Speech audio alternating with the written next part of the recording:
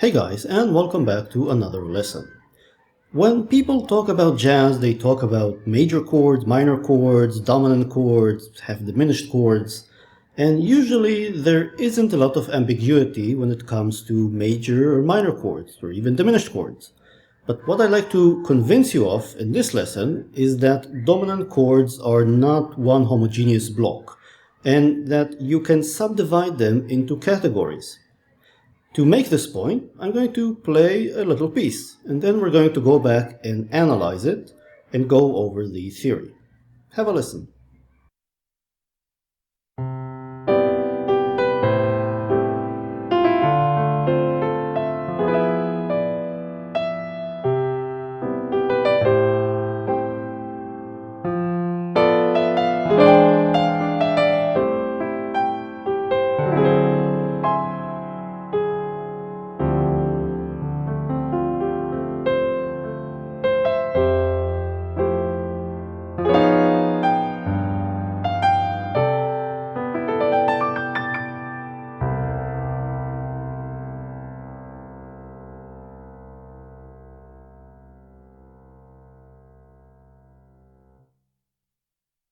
Okay, the piece is a fairly simple little jazz bit in the key of C, and you can see the chords and suggested voicings for the two hands up on the screen.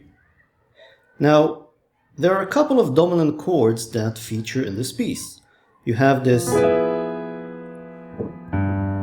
G13 flat 9, and I'm putting this bass in just because I'm helping the chord identification program to properly name it on the screen.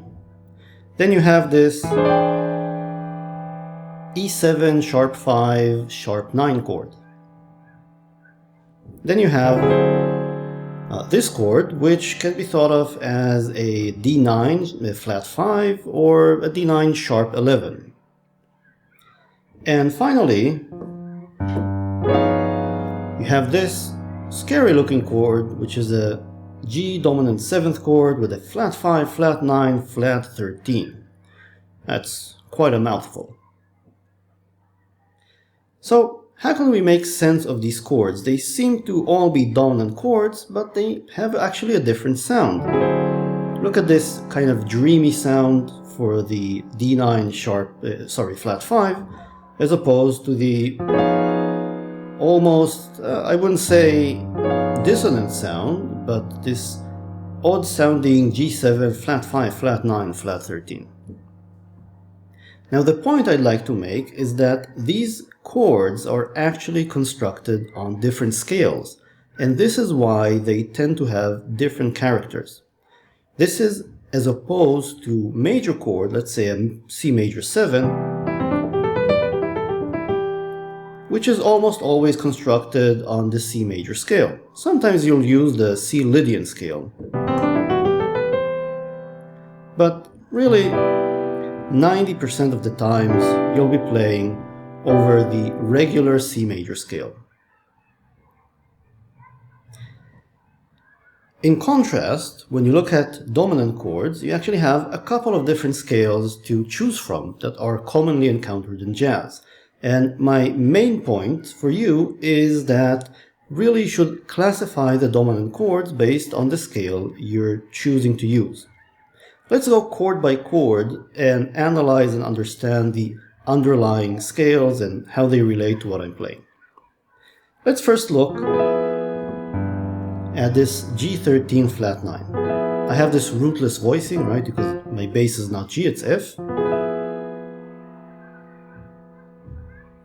Now, whenever you see these 7 flat 9 chords, you can think of, let's say, a G9 chord, and then you take the 9 and flatten it. And you might have additional degrees like the 13th. But if you look at this, you'll see that up here you have a B diminished 7 chord, really over the bass of G. And this highlights a kind of deep connection between diminished 7th chords and dominant chords, right? This is a G dominant 7th chord, and this is a B diminished 7th chord.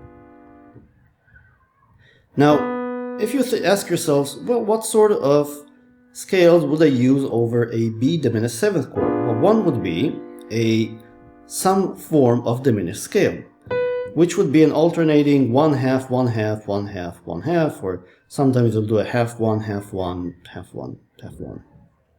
So starting from B, I can go up 2 semitones, 1 semitone, 2 semitones, 1 semitone, 2 semitones, 1 semitone, 2 semitones, 1 semitone.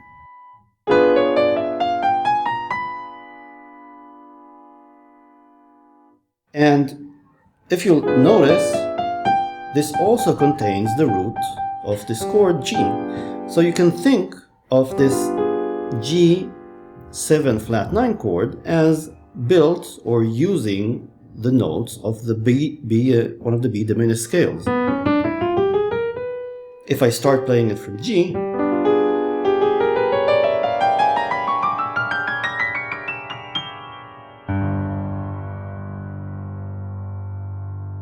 now this means that what we're doing is we're choosing notes out of the B diminished scale.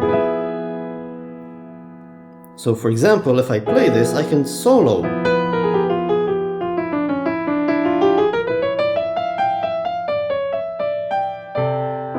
Over this B diminished scale. And this is one type of dominant chord. You can also think of this as starting from G and going in half a semitone, 2 semitones, a semitone, 2 semitones, 1, 2, 1, 2. So that makes it a little bit easier to construct, but I think thinking of it in terms of the B diminished 7th chord makes it a little bit more clear to understand. So clarity of understanding versus ease of use. Two different things that don't always coincide. Let's take a look at the next chord, which is this E dominant 7 but with a sharp 5 and a sharp 9. Now you can construct this on a couple of different scales, and the scale I've chosen to construct this from or on is the altered scale, or the dominant altered scale. So for this, you start on E and you go semitone, 2 semitones, semitone, 2 semitones. And now you only do 2 semitones. So 2 semitones, 2 semitones, 2 semitones.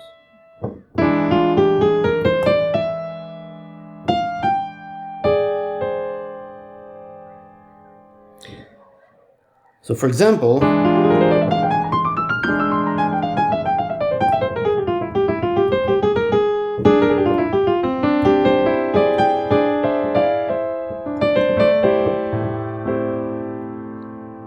and this is a completely different animal. It's kind of similar, but it still has kind of a very different sound compared to this 13th flat 9 chord. So you have dominant chords built on diminished scales, dominant chords built on altered scales. Finally,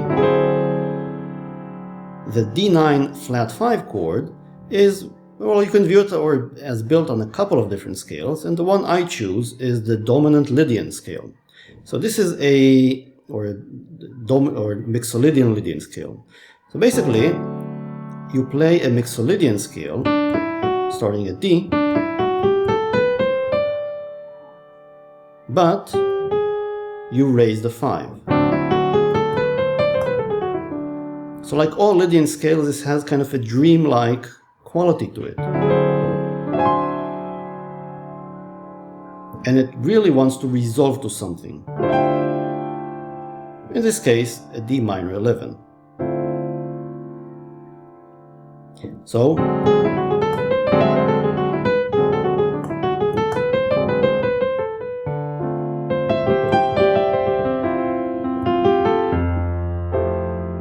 and finally, for our last contestant, this monstrous chord, G7, flat 5, flat 9, flat 13. So it looks like everything was flattened, really. And in fact, this chord as well is constructed on the altered scale. And I'm going to show you this by building the G altered scale.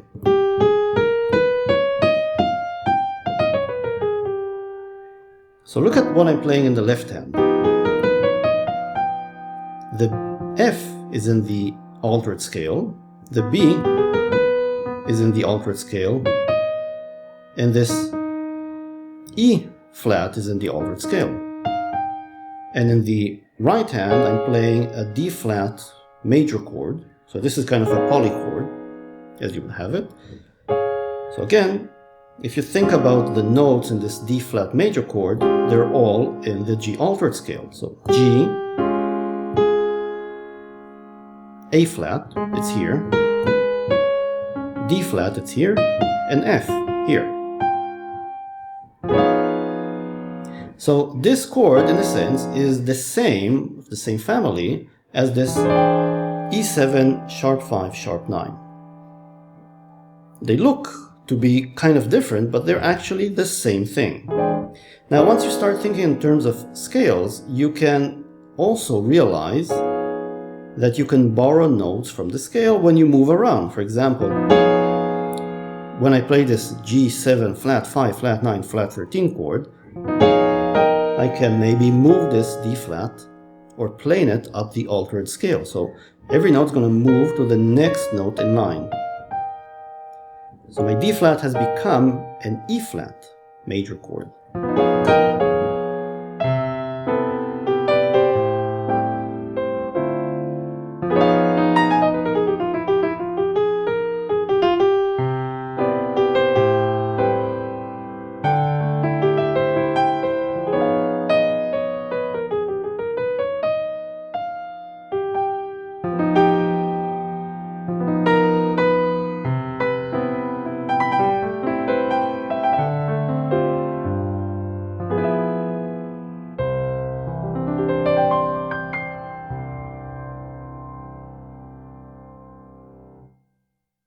One more observation about the altered scale and where it gets its name from is if, for example, you take a C major scale and you take every single note except for the root, every single degree, and you flatten it. So D becomes a D flat, E becomes an E flat, F becomes an F flat, G flat, A and A flat, B a B flat. You get a C altered scale. That's why it's called an alter, because you're altering every single note in the scale except for the root. Just a little mention in passing. So by going over the different dominant chord types, I hope I've kind of convinced you that they're different in the sense that they're built on different scales, and these different scales lend a different, I'd say, quality to the chords. They just sound different. This dreamy D9 flat 5 chord sounds very different from, let's say, if I were to play this dissonant, quote-unquote, sounding dominant chord on the altered scale.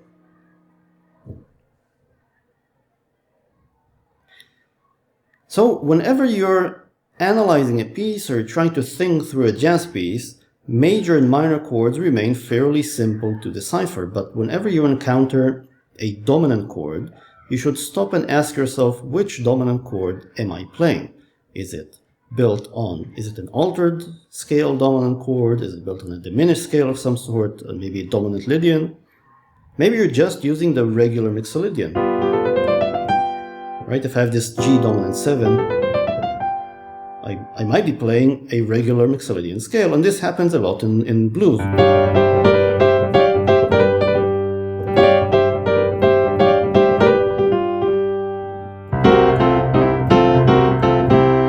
Right, this is a C Mixolydian scale. So you have to be constantly aware of what scale you're in, and really kind of think of these different dominant chords as conceptually different. They're related, but not the same. That's it. I hope I've given you some food for thought when coming to write or analyze the next jazz piece or whatever piece you're working on, and I will see you next time.